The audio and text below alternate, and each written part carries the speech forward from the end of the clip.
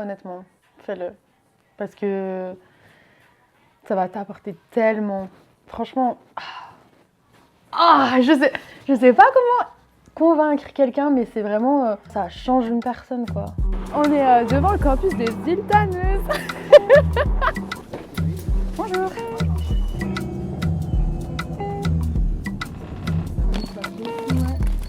Ça vous dérange changer vos chaussures? Alors, je suis née à Colmar, c'est en Alsace.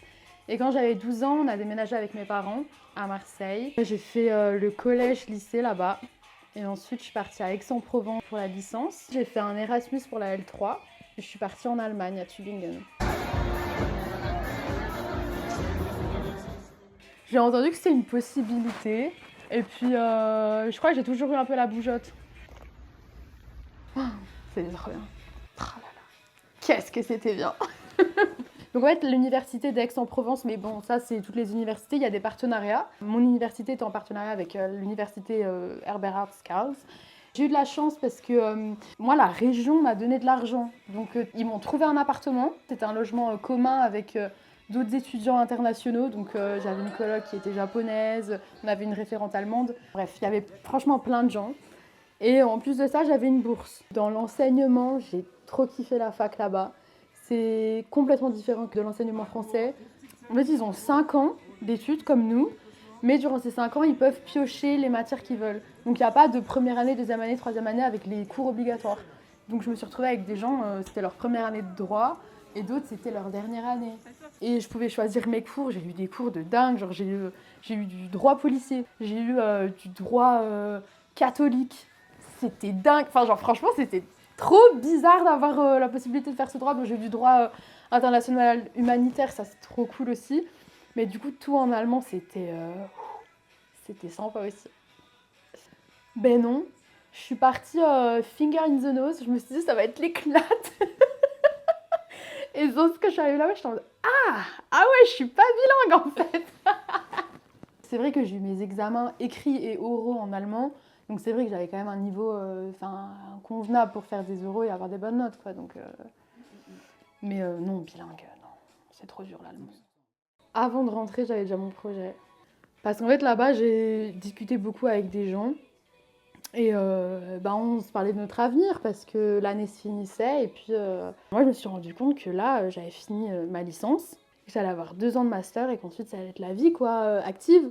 À 24 ans, t'as quand même pas beaucoup d'expérience. Quelle sera ma légitimité à moi de porter des idées ou de dire des choses à des gens qui ont peut-être 2 fois mon âge, peut-être qui ont l'âge de mes parents, qui ont plus d'expérience de manière générale de la vie. Enfin, je me suis dit, il faut que je sorte de ma zone de confort et que je fasse quelque chose qui me donne de l'expérience. Et comme ça, quand je rentrerai, si j'ai envie de travailler directement avec après le master, j'aurai un peu plus de légitimité. Un autre truc, en Allemagne, c'est là où je me suis rendu compte que l'anglais c'était hyper important. Parce que tous mes colocs, notamment ma copine japonaise, elle parlait pas allemand. Et pour communiquer avec elle, c'était l'anglais. Et bon, elle, son niveau d'anglais, moyen. Moi, mon niveau d'anglais est très moyen, c'était très compliqué. Du coup, je me suis dit, bon, c'est le moment, faut que j'aille apprendre l'anglais, quoi. Ça va plus du tout. Et du coup, j'ai commencé à regarder un peu ce qui se faisait au niveau international dans un pays anglophone. Du coup, j'ai trouvé un organisme de filles au pair. Je sais même plus comment j'ai trouvé ça, cette idée de faire filles au pair. Il y avait une fille de 5 ans et la maman était enceinte. Et en fait, j'arrivais au moment de l'accouchement. Je suis arrivée 1 semaine pile avant l'accouchement. Sur place, t'es payé par la famille, ils ont un logement pour toi, t'es nourri minimum 2 fois par jour.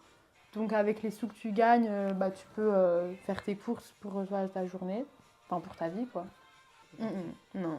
C'est compliqué dans le sens où faut faire les démarches tout seul, faut toi vraiment en avoir envie parce qu'il n'y a personne qui va le faire à ta place. Moi j'ai fait une année de césure, donc ça veut dire que j'étais étudiante à la fac. Je m'inscrivais sur mon master et ensuite je demandais de l'accord pour faire l'année de césure.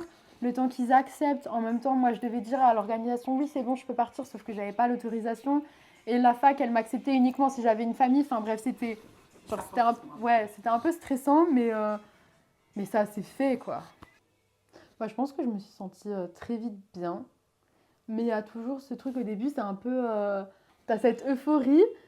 Et ensuite, quand tu te rends compte qu'en fait, il y a une barrière de langue, que des fois, tu essayes de t'exprimer et que tu n'arrives pas, et que c'est frustrant, tu essayes de faire des blagues, mais ils ne te comprennent pas, et tu es là en mode, mais purée, moi je suis quelqu'un de drôle et tout, ils ne me comprennent pas.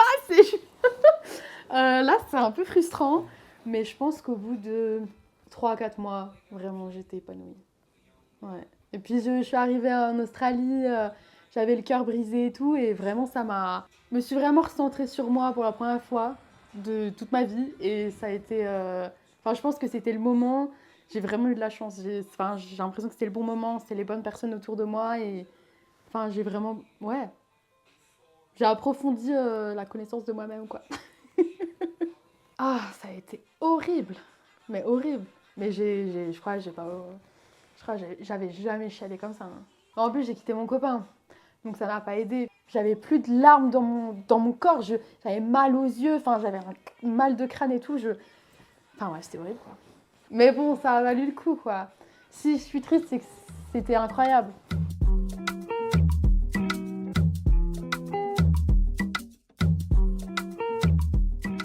Alors j'ai postulé dans plusieurs universités. J'ai été acceptée relativement, pas à tout, mais à une majorité d'universités. Et j'ai choisi Sorbonne Paris-Nord parce que je trouvais que c'était le master le plus intéressant qui englobait énormément de sujets. Et comme je ne sais pas tellement ce que je veux faire de manière précise, j'avais pas envie de me fermer de porte en me disant bon, je vais faire que de l'international, que de l'européen ou que du droit français. Donc ce master justement englobait tout. Je l'ai accepté tout de suite. Quand j'ai vu, j'étais en mode ah, j'y vais. Et voilà. J'ai pas attendu les autres réponses. On a des très bons profs. Enfin, on regarde un peu sur LinkedIn ou même sur Internet et tout, mais c'est des monstres quoi. C'est des gens qui ont. Enfin, c'est pas n'importe qui. Hein. Pour certains, ça, c'est waouh. Alors même ma prof de droit de l'environnement là, enfin, elle est grecque, elle est venue en France, elle a donné des cours à l'ENA, elle travaille pour les Nations Unies. Enfin, franchement, une grande dame quoi. Enfin, c'est. Le fait qu'il y ait tellement de personnes avec des cultures, des langues et des objectifs, des projets différents, c'est hyper fort, je trouve. Parce que personne ne se ressemble et c'est tout. Enfin, les personnes sont encore plus uniques, j'ai l'impression. Ouais, j'ai d'autres copines dans d'autres universités, il n'y a pas tant de brassage. Enfin, là, mon pote, il vient de la Colombie. Enfin, c'est des profils de tout type et on a des projets tellement différents les uns des autres. Non mais c'est incroyable de se dire que bah voilà, mon parcours c'est pas le seul et l'unique quoi, et puis que y a tellement de parcours différents. Non franchement c'est incroyable.